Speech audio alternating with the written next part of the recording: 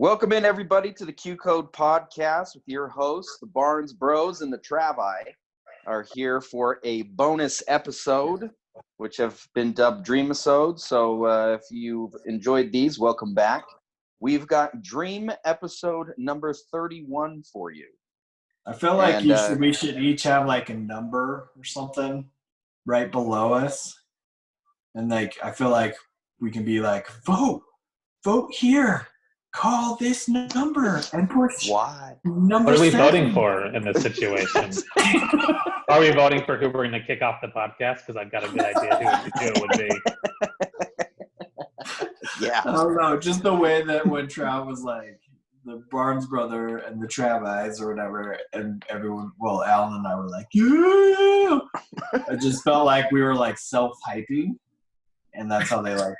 Therefore, we needed all those like dance and music shows. They're like, vote for me, and then they're like trying to point at because they can't see where the number is, but they know there's like the 1-800 number, and then like and press 7 for this person. Sometimes I just like to see how long he'll go to explain himself. You did it back. I probably should have said that joke. It should be 1-800. Okay, but we do have a dream today. Number 31, which means that we've been doing this for a long time.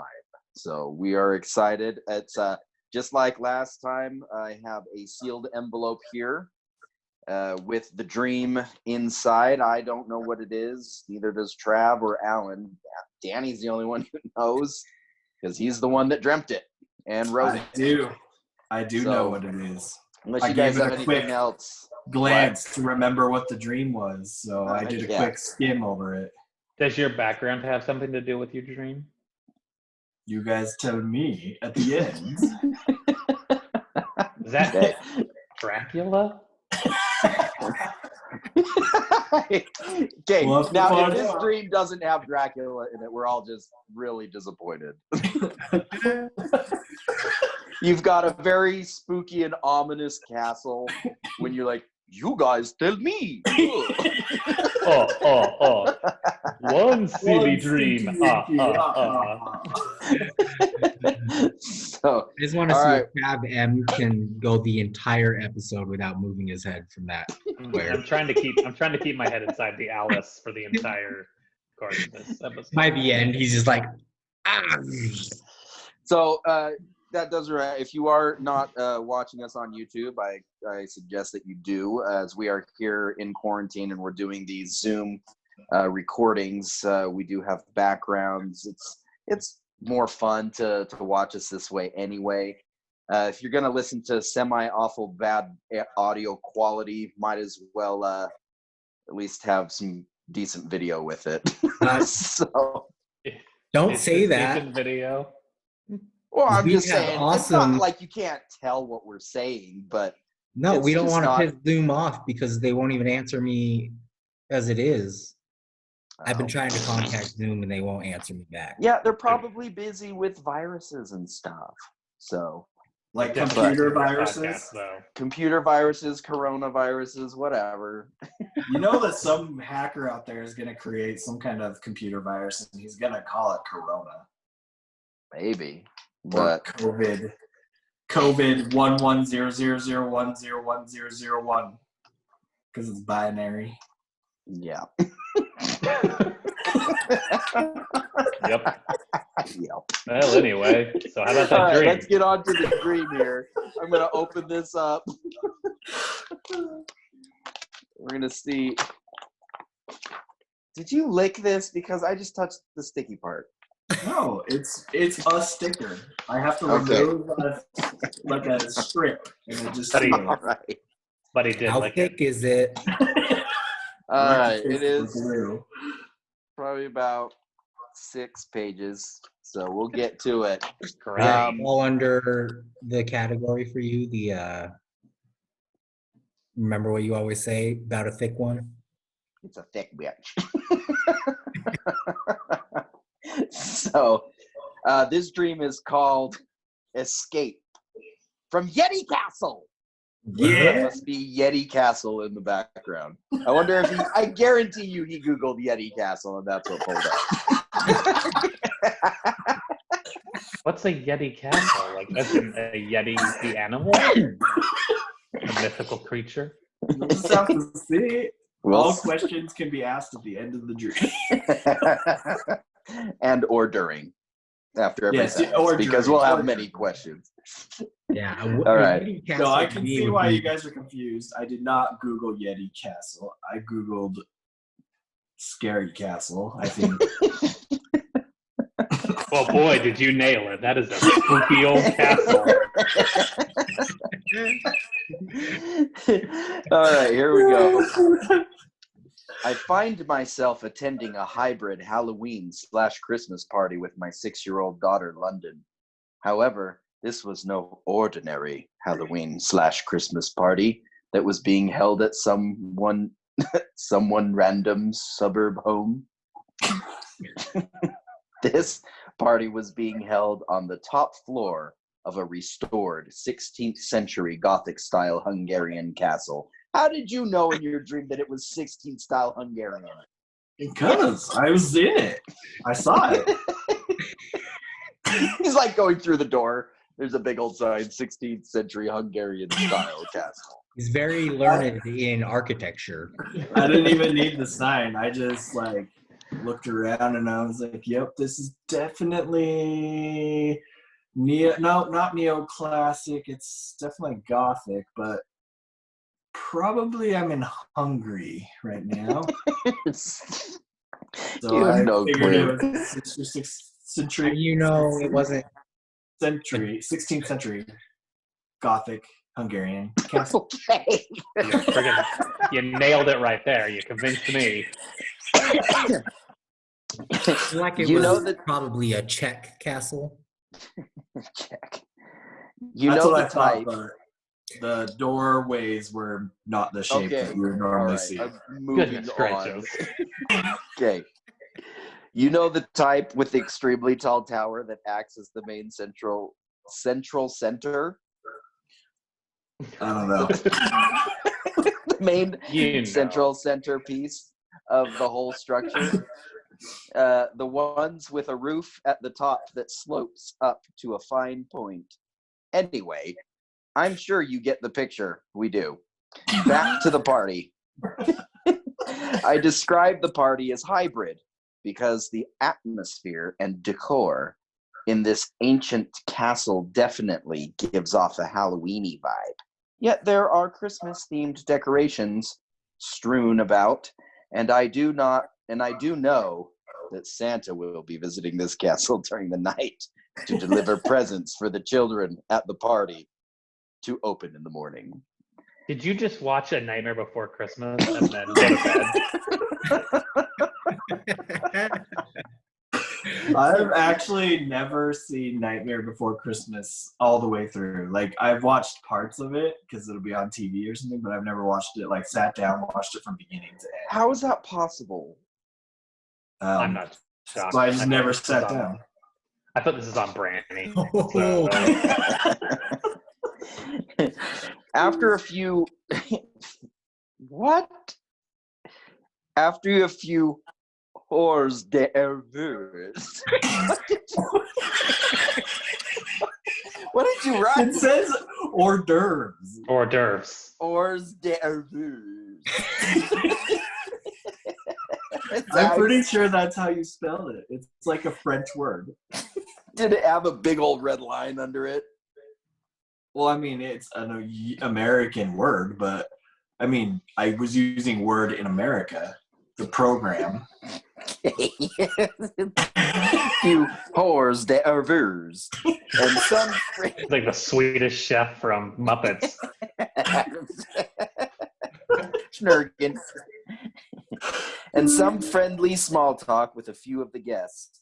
I look down at my watch and can see that it is already 10 p.m.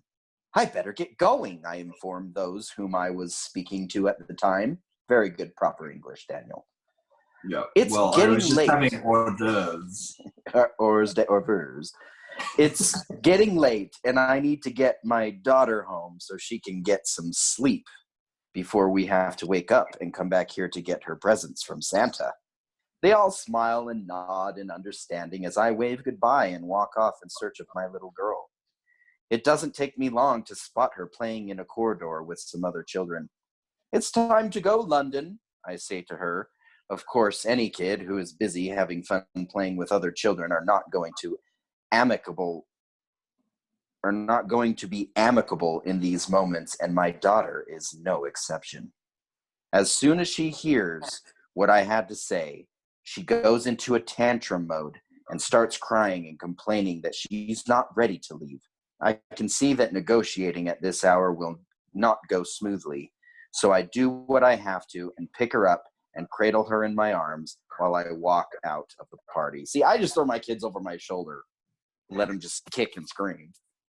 Well, by cradling, you actually like prevent any of their limbs from moving.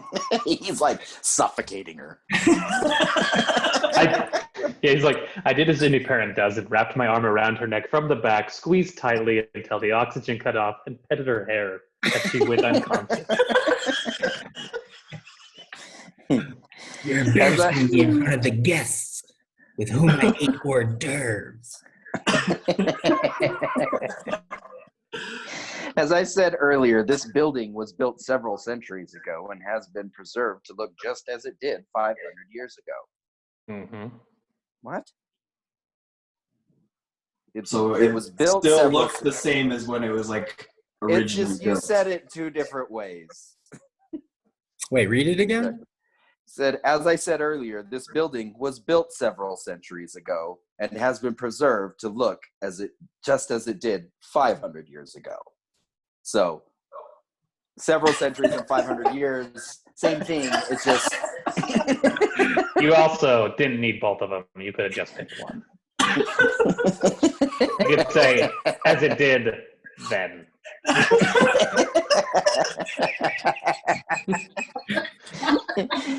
Therefore, the floors and walls are all made of stone. What shape are the stones? Like octagons. Are they brick-like? Oh yeah. Are they cobblestones? They were brick-like cobblestones, shaped like cobblestones. And this is how we know he's dreaming. He's dreaming about stones again. It's a reoccurring theme. Therefore, he must have been stoned. I can't help it that I pay attention to my surroundings in my dream. Yeah. Sometimes therefore, I like to stone you. The floors and walls are made of stone. This, of course, gives it an eerie yet cool sensation. However, it also means that this building has no elevators. Hence, to go from floor to floor, one is forced to go up and down the large stone staircases. Oh, no. I don't recall exactly how many stories tall this castle is, but let's just say that this may be considered the world's first skyscraper by most historical architecture preservation societies. Wait a minute.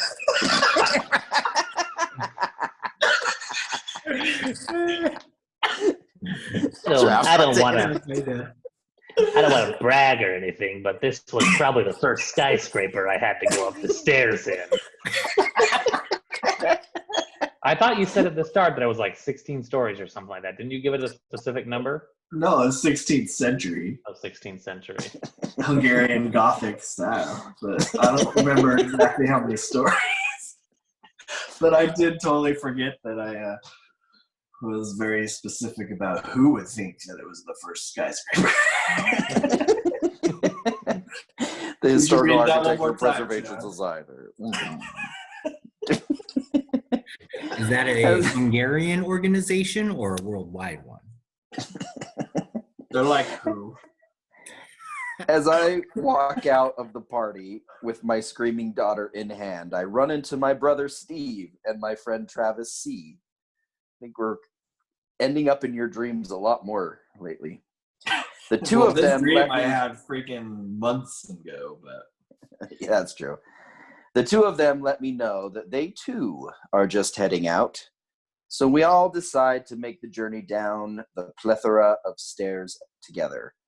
The stairs belonging to the top half of the tower are fairly straightforward, as they are comprised on a series of switchbacks stacked neatly, one on top of the other. Much like the stairs you would see in most modern buildings or hotels located in their stairwells. This allows for us to make fairly good time as we bound down the stairs in quick succession. I don't think anybody has ever gone into so much detail about walking up some stairs. Yeah, maybe not walking up, but I'm walking down. Oh, okay, you're walking down. I think that's the problem. I took one step and another, and then the third. Before you knew it, I was at the 8th step. However, once you have what? I was going to say that. I was just saying that's part of the problem is you've done so much detail around the steps that we don't even know which direction you're going. The basic story piece we're supposed to be taken away has been lost by like just ridiculously descriptive stairs.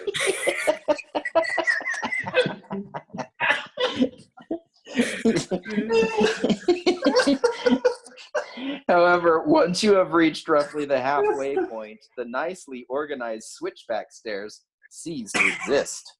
Instead, one is you in both situations you did not use the word force in like a past tense. You say one is force instead of forced.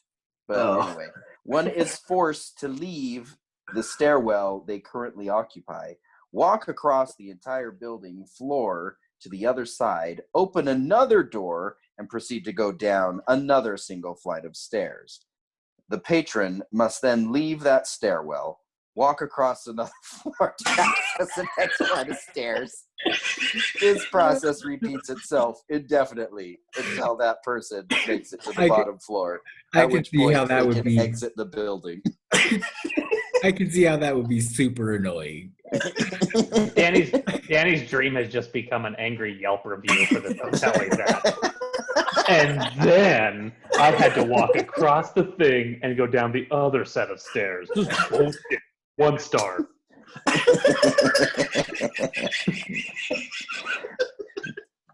Well, Hungarian architecture is kind of moronic, I guess. Well, it definitely did get under Danny's skin because he's mentioned it was annoying. I will tell you what. In the next line. If this inefficiency isn't enough to get under your skin, then perhaps the series of challenges located on each floor will be. We lost Trap for a second. Just for a second. I'm back. Each of these random challenges must be completed in order to gain access to the door that leads to the next set of stairs. Now you're getting somewhere. Is this like an escape room type thing? This has turned from something so boring and mundane to something exciting now. No, it sounds like that movie Escape Room, where they have to get out of one room and then where they have to figure out the escape puzzle in the next one.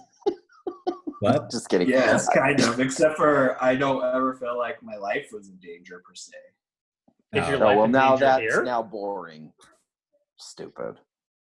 Let's see what he has to do. Well, we'll see.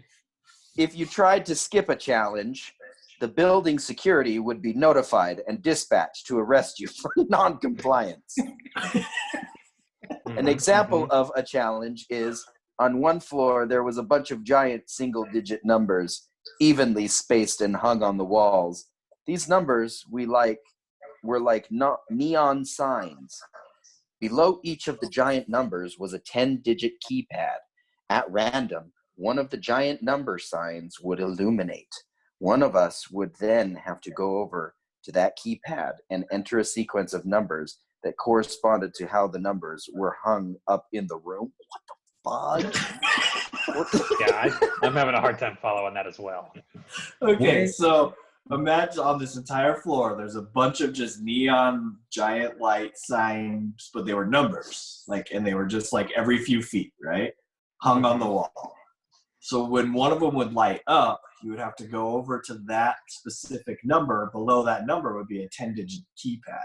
You would then have to look at the number to the right of the number that you were under.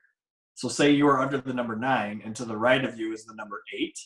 You would have to push 8, and then you look at the next number to the right of that one, and you push that one, and you go all the way around the room until you got back to your number 9. That was... So only you can dream up the stupidest way to get down a building. So all of them are the same number, essentially, just shifted over one. Well, yeah, but it just depends on which one lights up, because once you finish that one, another number would light up. You have to go over to that one, and you have to do the sequence over again. I feel like this would be the crappiest villain death trap for a movie. Batman, you'll never escape this death trap unless you can press numbers on an ordered keypad.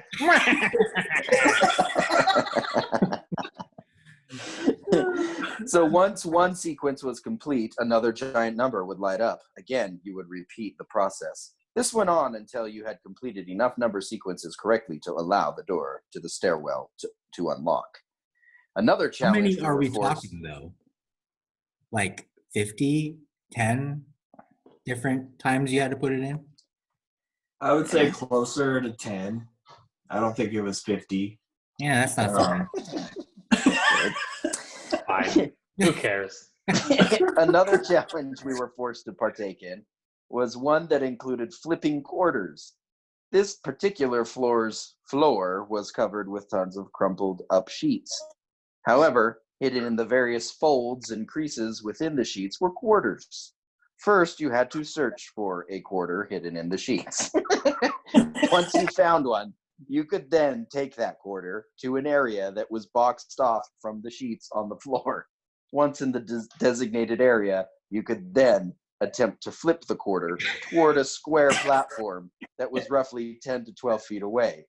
The object was to land the quarters on the platform without knocking off other quarters. I would just say landing it on the platform would be enough.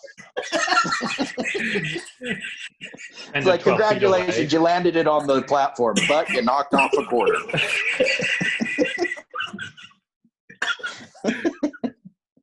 The reason for this is one needs to land enough quarters on the platform to allow the sheer weight of the quarters to compress. There you go. Compress the stand that the platform is sitting on down far enough to trigger a mechanism that would open the door to the next stairwell. It's hard enough to find the quarters. It's hard enough to have to flip the quarter 10 to 12 feet and land on a platform. But then they have to add injury to be and you have to dig the quarters out of these sheets on the ground. You can't just give me the quarters. So hang on. So we still don't know if he's going up the stairs or down. Oh, he's going down. He just I'm gonna leave the building because I want to get London to bed so that she can wake up early. She ain't never going to sleep. No, it makes more sense if you are going down, because if you're going up, just be like, F it, I don't want to go up there anyways. But if you have to go down to get out. So the real annoying thing about this challenge is that you were only allowed to find one quarter at a time. Once the quarter was found, a flip could be executed. Then the process would start all over again. That's so annoying. Trust me, I lived it, Trav. I know how annoying it was. Other challenges included things such as answering trivia questions or dressing a glut of dolls in the correct doll outfits. A glut of dolls? What is that? Is that just a lot of dolls? Like a lot of dolls. Then placing them in a line in the right order. Like many dolls. Well, I get that. Why don't you just say a lot of dolls? Because Danny likes to use a thesaurus. It was a murder of crows. Murder's just another way to say a lot of them. Let's just say that these challenges were all tedious and time-consuming, especially when it's already late and you just want to go home for the evening. After completing what seemed like 6 or 7 challenges, I had had enough. I was far too exhausted to complete any more of these obnoxious challenges. Are you kind of like, does that like not matter because you're trapped in this castle? So regardless of if you're tired, you have to pretty much do the challenges. Yeah, that's why it's frustrating, because if I don't do the challenges, then they release security. Oh, yeah, I forgot the whole security thing. I forgot about those guys hanging out. I was gonna say, you already got sheets. I mean, you could just set up camp. Yeah. Yeah, sheets, you got quarters, you all you need. Go sleep in the quarterly sheets. The quarter infested sheets. Yeah. I mean, if it was a normal situation with quarters and sheets, someone would be like, "Are you going to laundromat?"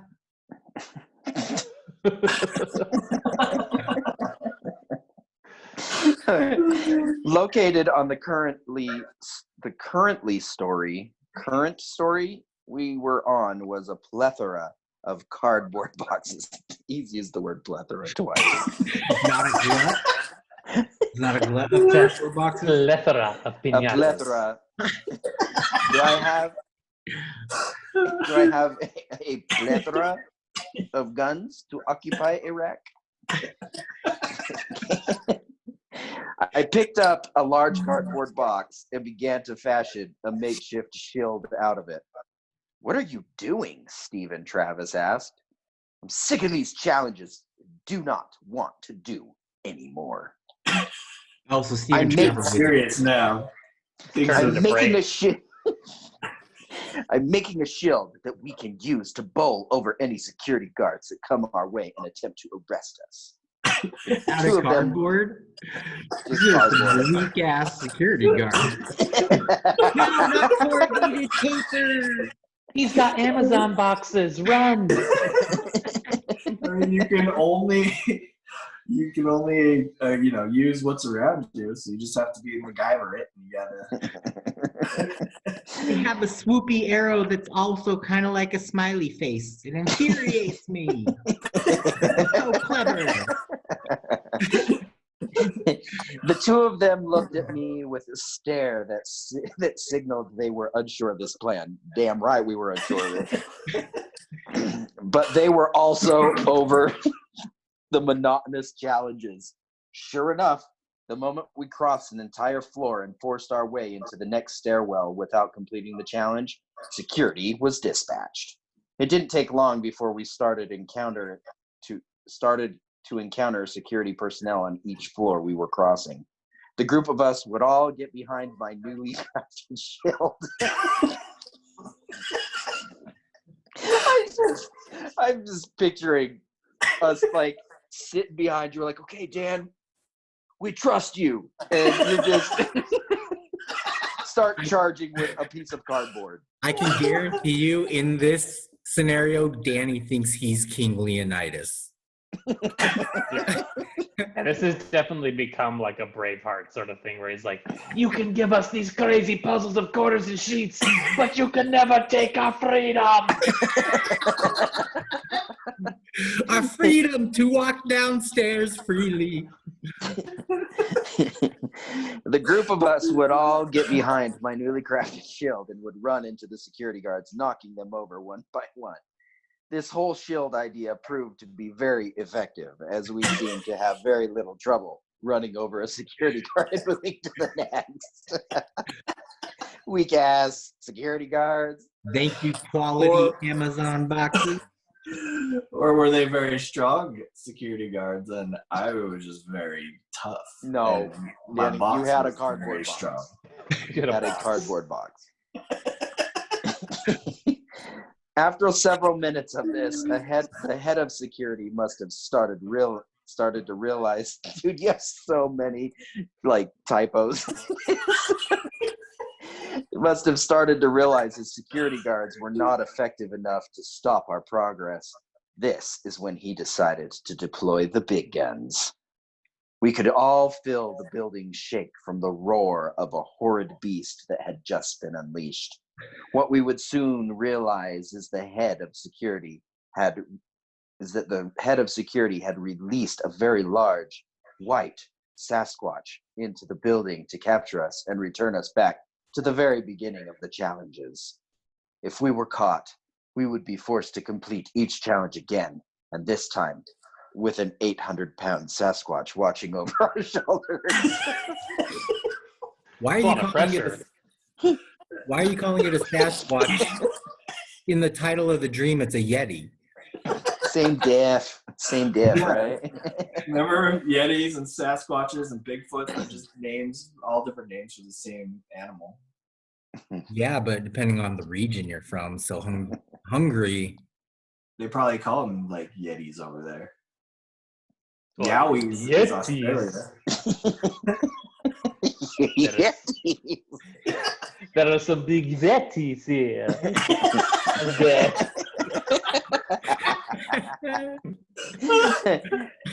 All right. For the most part, we did a fairly good job of hiding from the oversized hairy monster as he would pass our location in search of us. Once he would pass, we would then run and head down to the next story. It was when we were about 2 floors away from the bottom that the huge creature finally got us cornered. At this moment, I was at a loss of what to do next. Then, something in the form of instinct overcame me. As my legs started churning, my body suddenly lurched forward as I began to charge toward the massive, shaggy animal at full speed. The way you're reading that, it sounds like a romance novel. Yeah, it just sounds very sexy. The massive, shaggy. That was kind of my point. My body lurched forward. Uncontrollably thrusted into the air. Yeah, this is supposed to be like an action scene, not like Danny, I promise you nothing when I read these. If I feel you're going to get sexy with a Yeti, you're going to get sexy with a Yeti. When you're cornered, you have no choice. Yeah, this is not like a prison. Or it is a prison. There's guards keeping you inside. It's a prison. It's the very definition of a prison. Touche. That's a good point. In Travis's mind, you're just a lover, not a fighter.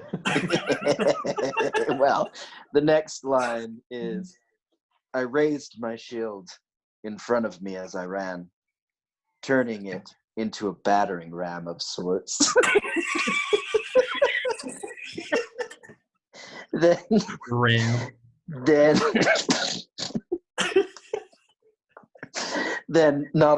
not more than a moment later, I made direct contact with the enormous individual.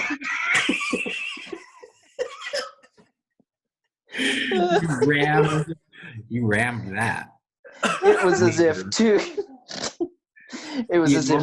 titans had clashed head to head in battle. The force of the blow was so immense that it blew the 2-legged beast clean off his feet.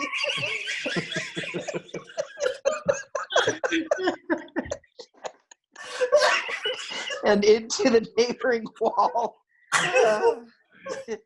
The blunt force of his head making contact with the stone wall was enough to knock the animal out for the time being.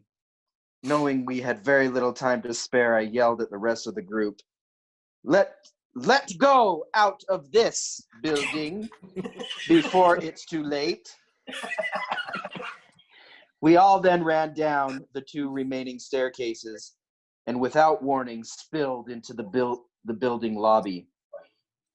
As soon as our feet touched the lobby's eloquent, smooth marble floor,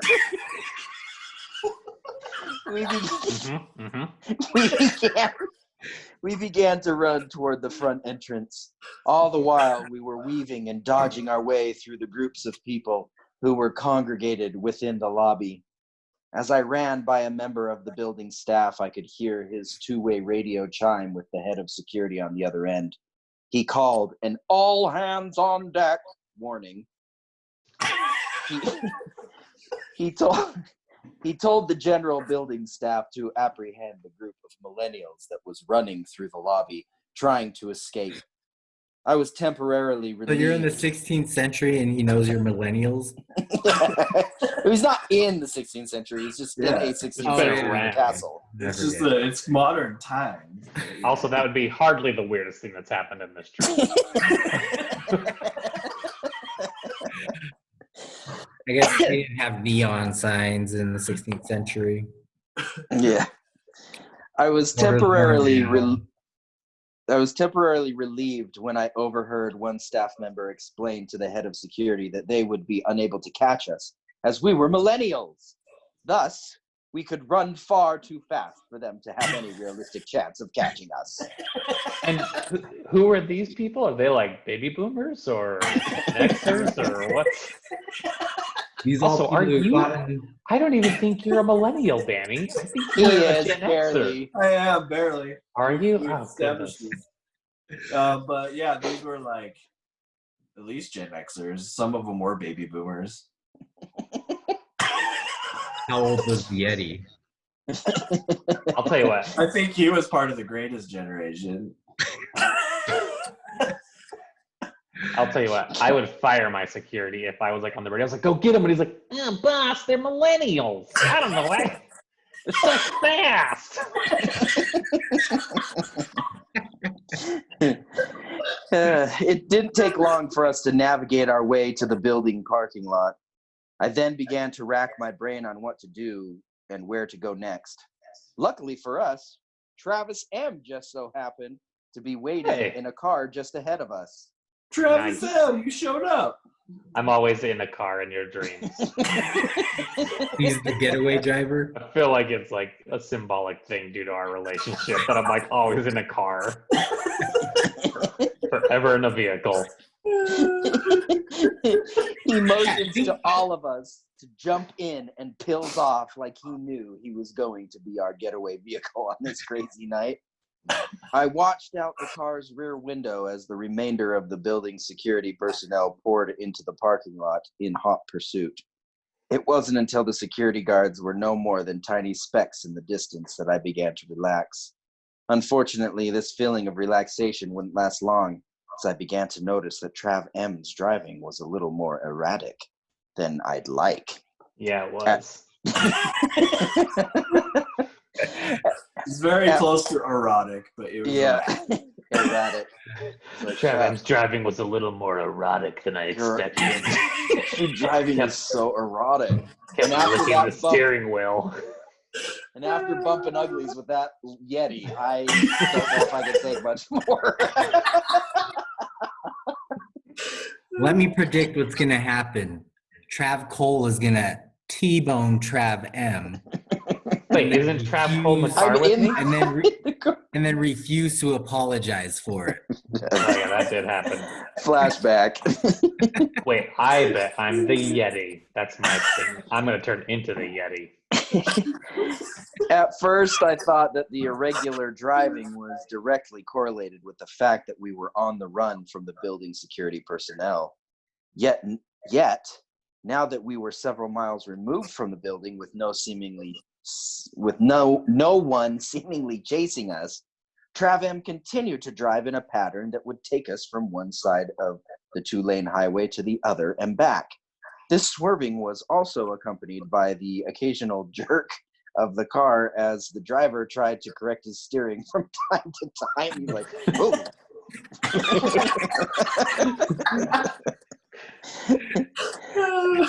I look over at Trav. He does the whole, oh, you can't see my arm. Yeah. Never mind. The seatbelt, the cover. Yeah.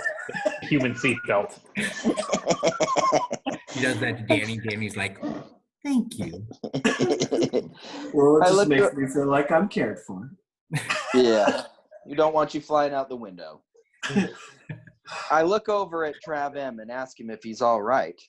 Yeah, I'm just super tired, he responds. Oh, dang. Well, do you want me to drive? I asked. No, he'd yell, then trail off into some type of incomprehensible jargon that no one could understand. I never do that. This went on for several minutes until the nicely paved highway gave way to a curvy, pothole-ridden dirt road. This situation was not ideal, but before much else could be done, we suddenly entered into a tunnel that was dug right into the side of the mountain. This tunnel was built by locals to be used as a much quicker way to get to a village located at the top of this mountain. The tunnel road weaved and spiraled its way up the interior of the mountain toward the summit, as if it wasn't scary enough with a driver who was in and out of a nap every few seconds. But this mountain tunnel road was also home to a large and diverse population of wild Sasquatch. That's another theme with Daniel's dreams. He always has wild types of animals. Oh, Big gatherings of animals. Is your phone dying? Sorry, I'm pretty sure my phone's gonna die soon, so I was gonna try and hook it up, but every time I unhook my my headphones, I can't hear you guys, so it doesn't go back to the normal sound. So, anyway, I'll just keep reading. So, by diverse, I mean there were Sasquatches living in this tunnel of all shapes, sizes, and colors. Some were as tall as 8 to 10 feet. Others were as small as a couple feet. Some were thin, some were muscular, others were portly. Some were white, some were black, some were purple, and others were gray. This is like a Dr. Seuss book. Wait, Jeff. Can you dim your phone down a lot? Can I dim it? Oh, yeah, dim it. Save your battery life. Whew. Let's see. And we'll put on that. Okay. Can you see me? Okay, we're good. All right. This assorted variation of Yeti-like creatures was quite the sight to behold. Mm-hmm. Where did it go? You were just reading it. Well, I know, but I looked up because I was like, oh, am I in the frame? And then I was, and then I looked down and I lost it. There did seem to be one trait that all of these animals had in common, however. That trait being an unusual fondness for lying flat, face down on the tunnel road, with their arms outstretched above their heads. These creatures really had some kind of obsession with pretending they were flying around the crisp blue sky like Superman. Isn't that on, what's that Jack Black movie? Tenacious D in the Pick of Destiny? Where he accidentally trips on mushrooms and then he's like flying around on the back of a Yeti. Yes. He's like, yes, I do not remember this. Me. Yeah, you know what I'm talking about? Yeah, I know. I know what it is. Sasquatch is my friend and he's going to protect me. That's what he says.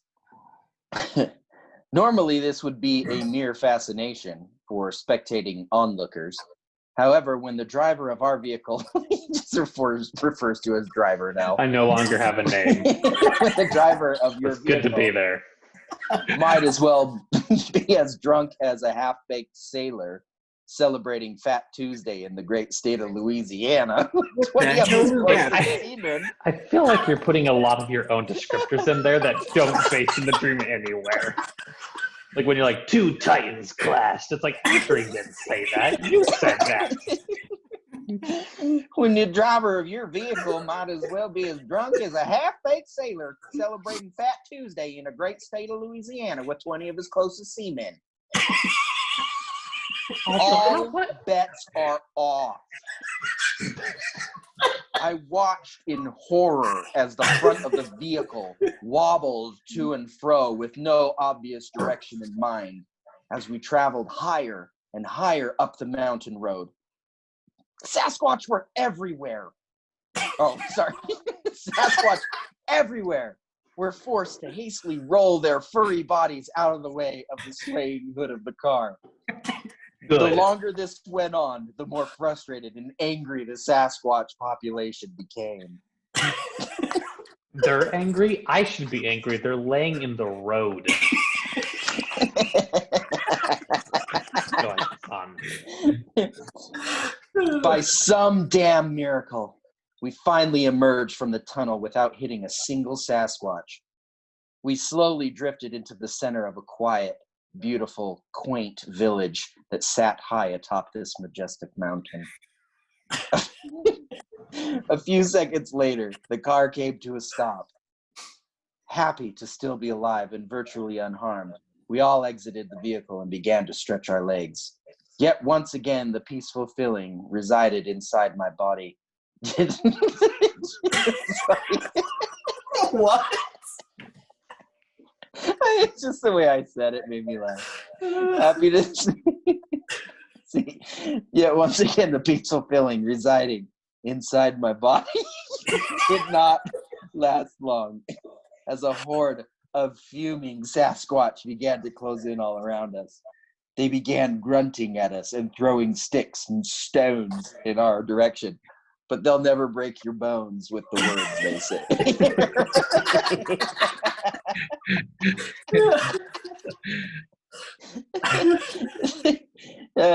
They were obviously not happy about what had just occurred in the mountain tunnel. Just when I was out of ideas and felt as though this was the end of the road for us, Trav C spoke up. Hey, Danny, aren't Sasquatch hierarchical animals? I would never ask that. That is the most unbelievable part of the stream so far. Trav asking that question. What was the he always asked weird questions about some type of creature, like the what did you say about the squid, the giant squid? Do squid often travel in packs? Often travel in packs. You've been kidnapped in that dream, and that's the only question. Do squid often travel in packs? So, hey, Danny, aren't Sasquatch hierarchical animals? I think for a moment and respond with a, yes, I think so. So don't they respond to an alpha leader? Trav replies, yes, they do. What is your point with all of this? I ask. This is bullcrap. I don't like. I know where this is going, and it's total bullcrap. I also don't like where this is going. Well, didn't you single-handedly take out that giant white?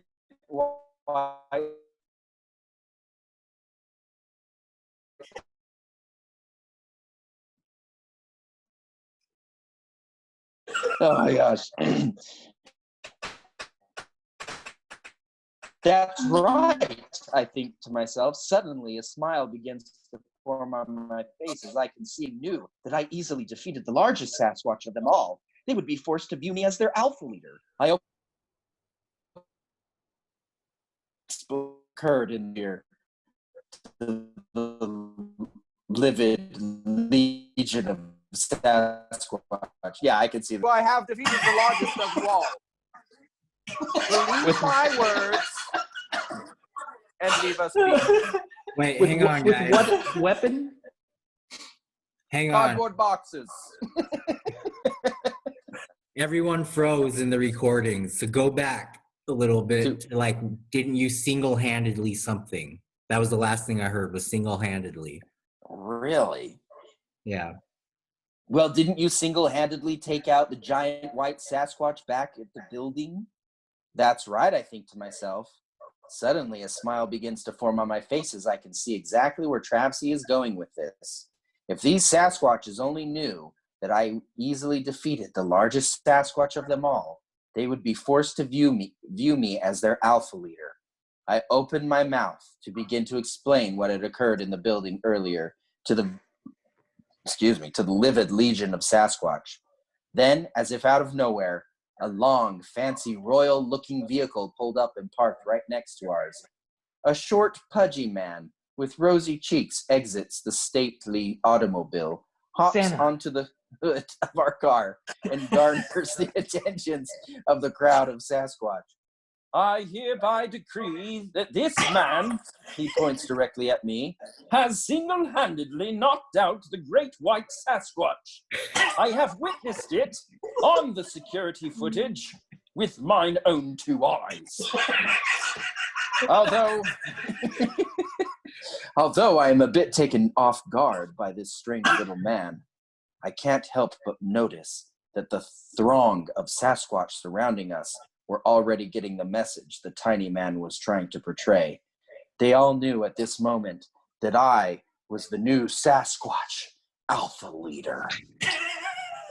And instead of attacking my friends and me, they all began to get down on their knees and bow down in respect to their new monarch. This is when I woke up, pitching a tent.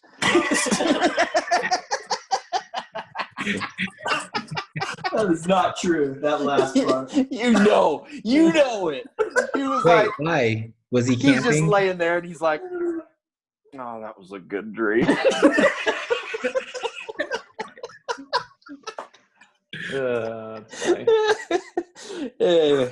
All right, well, Danny is now a Sasquatch leader. I'm just grateful you were there, Trav, to remind him what a great man he Oh, is. I know. Yeah, Behind a great leader is always someone who's telling the leader, "Hey, aren't you the leader?" Hey, Danny, don't Sasquatch respond to a big man with a huge penis? Isn't that you? I mean, that's what you keep telling me. They say the one that's the most hung is the one they'll follow. Maybe that'll be you. It's the most well. He just had to ask, was there hierarchical animals? Creatures. Wait a second, Danny. Aren't Sasquatch hierarchical creatures?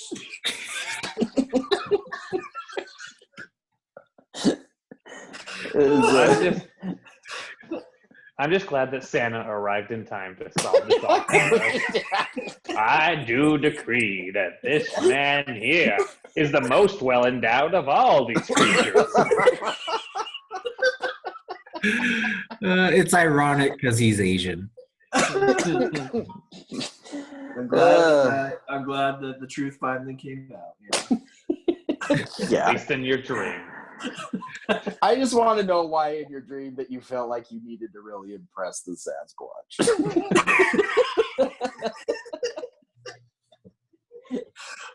You mean like the horde of Sasquatch?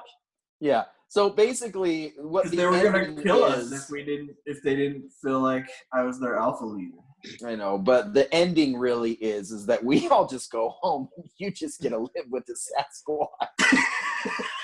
Also, where's London in all this? I know. Be back in the sheets on that one floor, sleeping.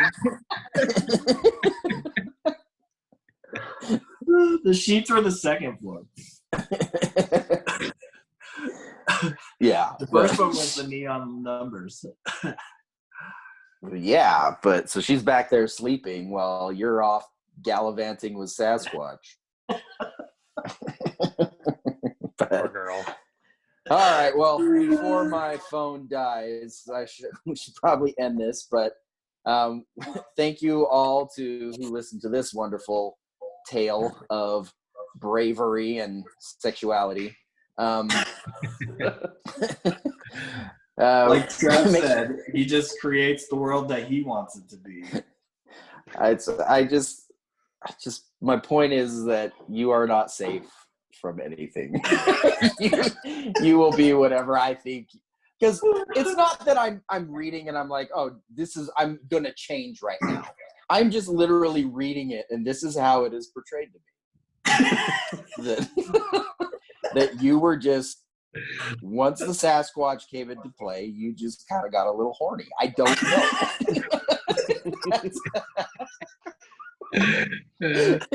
So I feel like Alan couldn't handle himself once that Sasquatch came into the sea. I couldn't? Yeah, you were over there just dying. True, he did enjoy taking every possible word. But yeah, so everyone just make sure that you look us up. You're already listening to us, so you know who we are. If you don't really know who we are, then we are on other platforms. You can catch us on social medias. Just look for Q Code Podcast. But we do these apart from our regular episodes, so don't miss the next Dream episode, or Dream-isode number 32 next week. Thanks all for listening. We'll catch you next time. Goodbye.